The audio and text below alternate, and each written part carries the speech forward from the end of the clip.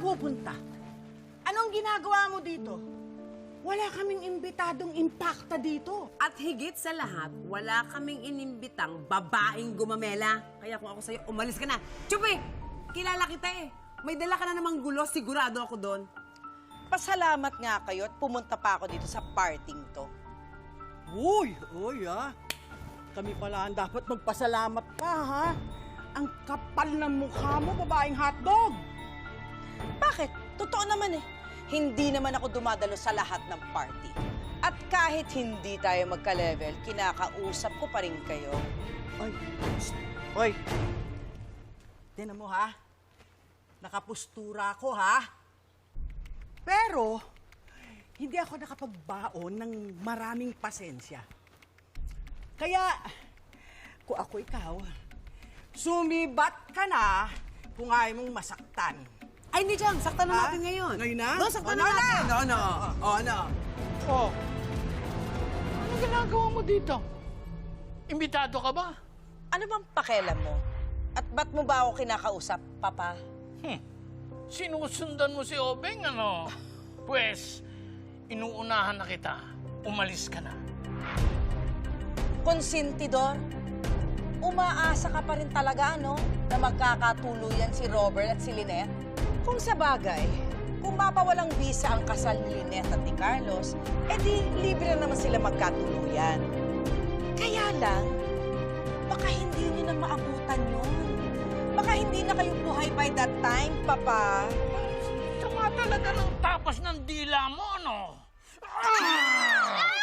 Oh, sorry. Paa pala yun. Akala ko ipis.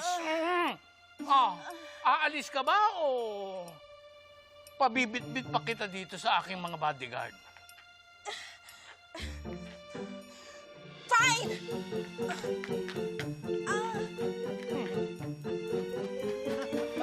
Teka muna. Bakit ba ganun ang itsura noon? May halaman sa ulo. Don Pepe, hindi po siya makapag-decide kung Christmas tree siya o... Si Little Red Riding Hood.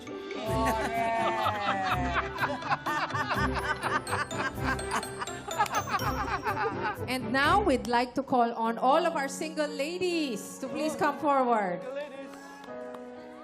Punta muna ako dito.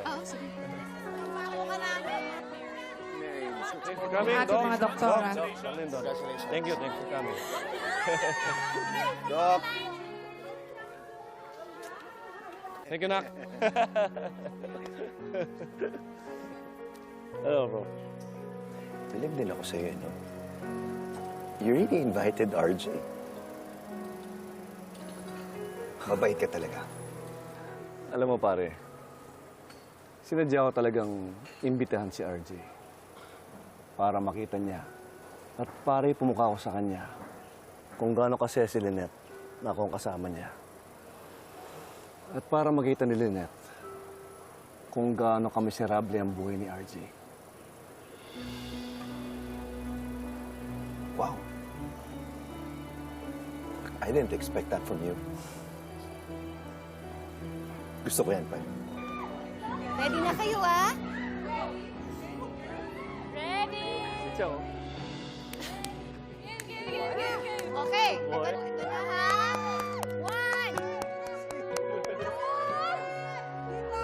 3!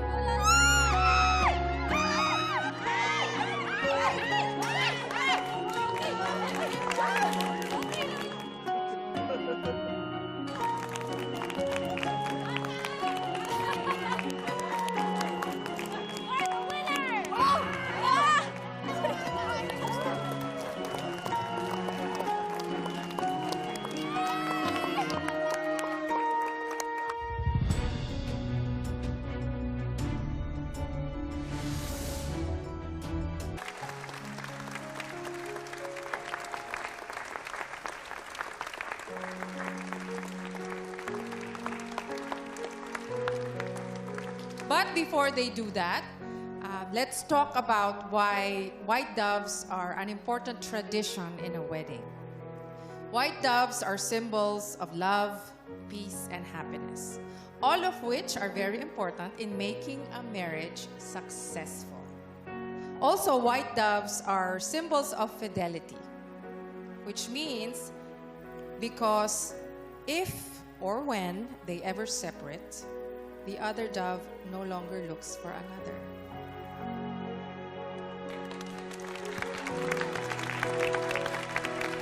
So without further ado, may we ask our newlywed couple to please come forward and release the dove.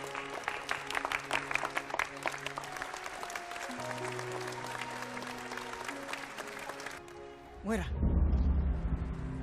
anong ginagawa mo dito? I'm sure hindi ka invited dito. Ray, will you relax? Okay, I'm just here to enjoy the circus extravaganza. Anong circus extravaganza? Alam mo, papanuurin ko lang to tapos aalis na ako, okay? Ano na naman ginawa mo?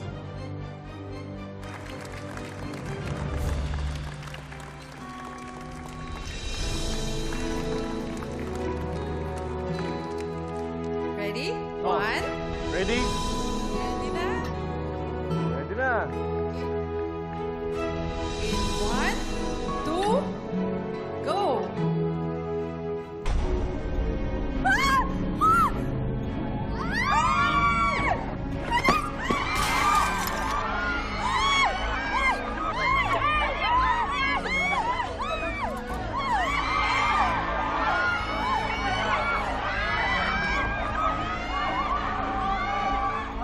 Nasaan yung coordinator nito? Bakit palakayan? Lynette, okay ka lang ba? Sino naglagay ng mga palaka dyan? Nasaan ang mga kalapati? Sino makakaisip ng kalokohan na yan? Ay, sino ba kundi si Moira? Andito si Moira?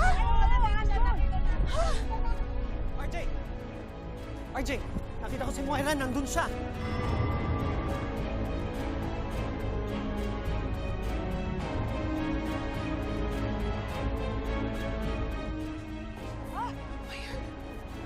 Paano siya nakapasok dito?